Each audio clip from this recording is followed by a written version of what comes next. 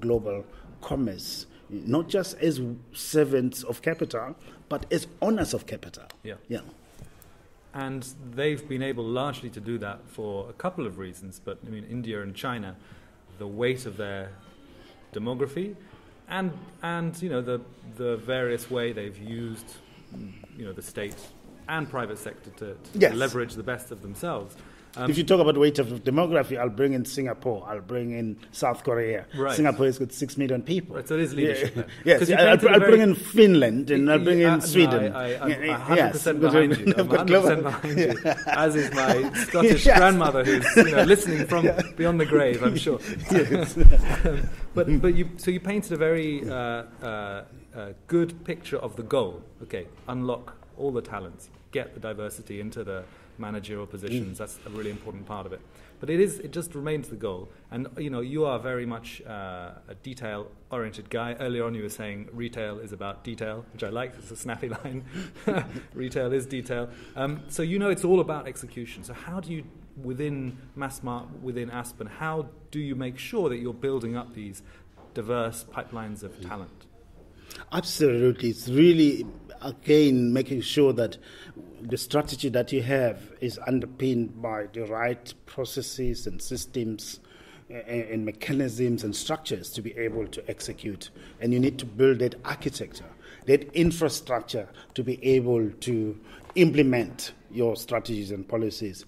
One of the challenges we have in general in Africa is the lack of execution ability and the lack of the discipline of execution to achieve results. We need to be able to be very disciplined and single-minded about it and make sure that we have monitoring and measurement mechanisms that enable us in real time to know whether we are delivering on the strategic outcomes that we've set for ourselves, and deliver, then move on to the next one, deliver, move on to the next one, and build confidence and build the momentum. And that's how you can be able to build and sustain world-class companies, world-class organizations, and that's how we can be able to transform Africa to be a first world continent within a generation. As indeed I think it can and must be done if we are prepared to create the right ecosystem and right institution and invest in the right people and put the right people in the right places to do the right things that matter and that can move the dial in terms of unlocking the full productive potential of our companies, of our economies, of our societies, and just make sure that excellence becomes the new name for Africa. And not mediocrity, and not bureaucracy, and not procrastination, not laziness. I think what you've seen countries such as Japan do within a short space of time after the Second World War, the bombing of Hiroshima and Nagasaki, we have not had a Hiroshima and Nagasaki type disaster and catastrophe in Africa. I think we have what it takes. Africa can be able to really turn the corner. It needs a paradigm shift. We need a political will. We need a new mindset, and we need a new sense of agency, and maybe we need more young people to step up to the plate in terms of providing leadership, providing new energy, new insights, and to be dissatisfied with the state of affairs as it is, so that we can reinvent and rebrand Africa's position. I look forward to a world where when Africans land at Heathrow Airport or JFK, they're seen as investors, as tourists, as scientists, not as people running away from war, hunger, and disease, and they're put aside and screened for Ebola, screened for fake papers and all that. You look at China has done that within a generation.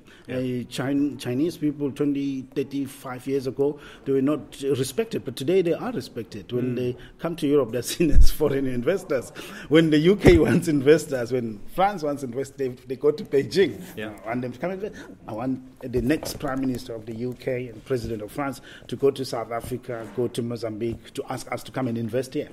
because we will be capable to do that. Yeah, and absolutely. we will say yes or no, and we will set the condition that we will come and invest, provided you do X, Y, Z.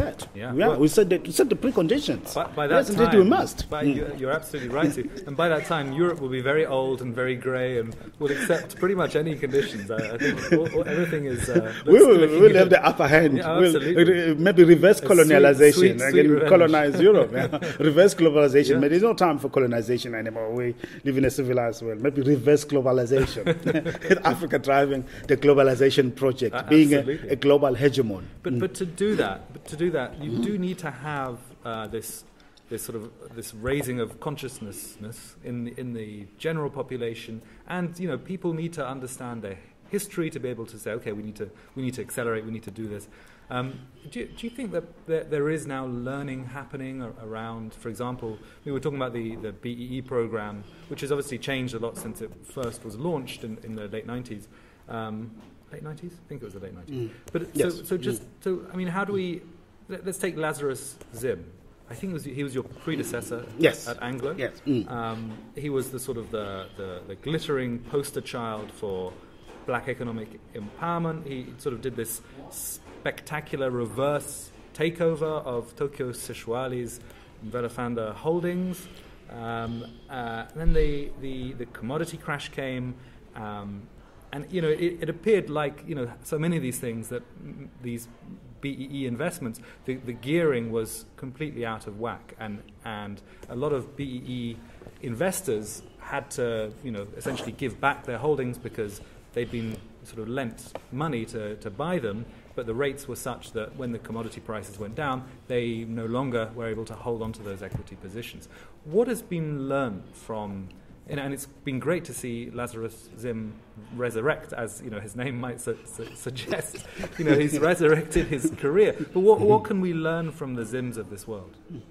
Yeah, that era of the special purpose vehicles that were set up, and the value that was projected was predicated on ever rising share prices. You and I know that share prices rise and fall, and they don't follow one direction. I think what has been learned there is that those structures were flawed, and those structures were not really the fit for purpose structures to drive meaningful and sustainable transformation, meaningful and sustainable transfer of wealth to black people. If anything, as you have rightly pointed out, they resulted in that value going back to the financial institutions that created those structures, and the black shareholders being indebted to those banks and with no value to talk about and really to take home. So I think we need to look at structures that are sustainable and that are based on assumptions that are likely to be more realistic. And I think as we now are in a new phase of transformation in South Africa, we have to make sure that sustainability has got to be the key word in whatever financial instrument or structure we put in place to transfer wealth to black people and to really drive the transformation of the ownership of the means of production to black people. I mean, you could see how that would flame or pour fuel onto the rhetoric of Julius Malema, because if the very structure intended to help create black wealth ends up enriching the white-owned banks, this is post-apartheid, then surely there's something wrong, and surely the only answer is to smash the banks. You can see how that rhetoric gets inflamed by the BEE experience. Yeah, I think we need a lot of intellectual honesty in designing the transformation project.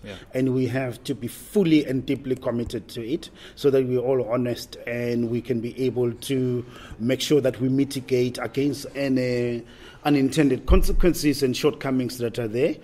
We cannot reverse or delay the transformation of the patterns of ownership of the South African economy, and I say the whole African economic landscape forever. You look at our continents, in all countries where you go, it is very rare that you find that the majority of owners of the wealth exclude the indigenous people. So I think the transformation project is key to sustainability of capital investment of the society, and it is got to be looked at as part of the new normal. the normalization of South Africa, the normalization of Africans, and Africans must shift their paradigms from being servants of capital to become owners of capital across the piece. Africa has got the largest endowment with mineral resources. How many blue chip mining companies do we have that are owned by Africans? None. The Middle East has got huge endowment in oil. Look at Saudi Arabia. They're talking about the largest IPO in the world on the back of their oil resources. Yeah. Where is the largest mineral resources IPO from Africa on the back of African mineral resources? Africa also has oil and gas reserves. Who owns those? You've got arable land, 60% of the world's arable land in Africa. Who is it being used for, and for what commercial benefit is it being used to benefit and empower Africans? So I think this is the time. Again, it's not just about the natural resources, but we've got to look at the knowledge economy. How do we turn our youth demographics to really create an ecosystem where we have the African Mark Zuckerbergs coming up, the African Jack Ma's, that can IPO global companies on Wall Street, Johannesburg Stock Exchange, create a multiplicity of stock exchanges in East Africa and West Africa, really play in the big global commercial games of the digital economy, of ICT, of innovation. Pharma is a very much knowledge-based industry. How important was it for you at Aspen, the sort of the purchasing of facilities in Germany, and then I think you bought IP for various drugs of the big multinational, the GSKs, etc. How has that journey been important for Aspen to really take its place as a leading drug company? That's very important, because what Aspen has shown is that we can be global leaders, as indeed we are. We're number one in anesthetics outside of the United States, and are leaders also in the thrombosis business, and we've got plants in Europe, and that really shows that Africans can be able, if they really step up to the plate and set their goals high, they can be able to play and lead globally in any industry. And it doesn't have to be about agriculture and mining and those sort of natural resources, but in pharma, in healthcare, in education, in the digital economy, in financial services. And it's really about building the capacity and the discipline to pursue excellence and attain excellence and build world-class systems that can be fit for purpose and be globally competitive in any market. And that can be done, and it must be done. And Aspen is developing drugs itself? You say it's a leader in anesthetics. So it's developing anesthetic drugs, or it's doing the execution, the operational work of producing them, but not developing new drugs? We're doing the work of manufacturing drugs. Right. Yes, and distributing them. That's where we're playing a very important role. Through our manufacturing facilities and distribution. So you're becoming leaders in manufacturing. Do you have an R&D step? Are you going to look into? I know it's a very capital intensive thing, but would you be looking at developing drugs yourself? Not at this stage. We do not have focus in that, but we are a business that's constantly growing, constantly looking at being innovative, and constantly looking at how best we position ourselves in the global pharmaceutical value chain. And we will build the competencies that will enable us to lead in the spaces where we have the core competencies to lead. Sure. Yeah. Now, you're chairman of both Massmart and Aspen. They are non-exec positions, but nevertheless, you're the chairman. How do you manage to share out your time between them? I bet you tell your shareholders that you give scrupulously 50% to each. But how does it all work out? I give them all the time that they need, and they're all important, and they both come first. To me, absolutely, they're all fascinating businesses with very competent and credible leaders, great teams that are really fit for purpose, that are world class, that do amazing work to really position both businesses as world class in their respective markets and spaces. And the key is really to create that environment where everyone feels respected, welcome, and they can be able to unleash their full potential to do what they like doing best, whether it's serving customers in the retail space and producing the drugs that we do in the pharmaceutical space, making a difference, providing the healthcare, providing high quality, affordable drugs to the patients that use our drugs. I mean, that's something that keeps us going, keeps us awake, and fires us up all the time.